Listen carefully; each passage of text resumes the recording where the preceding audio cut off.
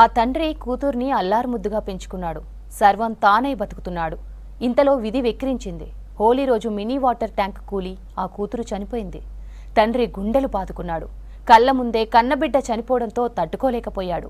ఈ ఘటన నారాయణపేట జిల్లా గోపాలపేట వీధిలో జరిగింది. బంధువులంతా చిన్నారి మృతదేహాన్ని ఆ ఊరి శ్మశానంలో పూడ్చిపెట్టారు.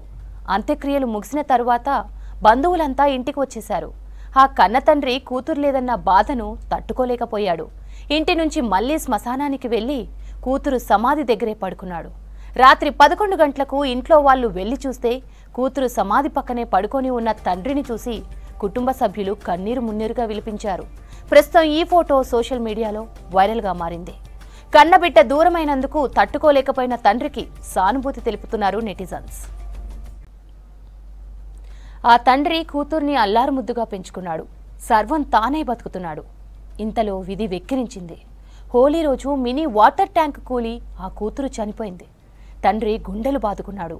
కళ్ల ముందే కన్నబిడ్డ చనిపోవడంతో తట్టుకోలేకపోయాడు. ఈ ఘటన నారాయణపేట జిల్లా గోపాలపేట వీధిలో జరిగింది. బంధువులంతా చిన్నారి మృతదేహాన్ని ఆ ఊరి శ్మశానంలో పూడ్చిపెట్టారు. అంత్యక్రియలు ముగిసిన తరువాత బంధువులంతా ఇంటికి వచ్చేశారు. ఆ కన్నతండ్రి కూతురు లేదన్న బాధను తట్టుకోలేకపోయాడు. ఇంటి నుంచి మళ్లీ శ్మశానానికి వెళ్లి కూతురు సమాధి దగ్గరే పడుకున్నాడు.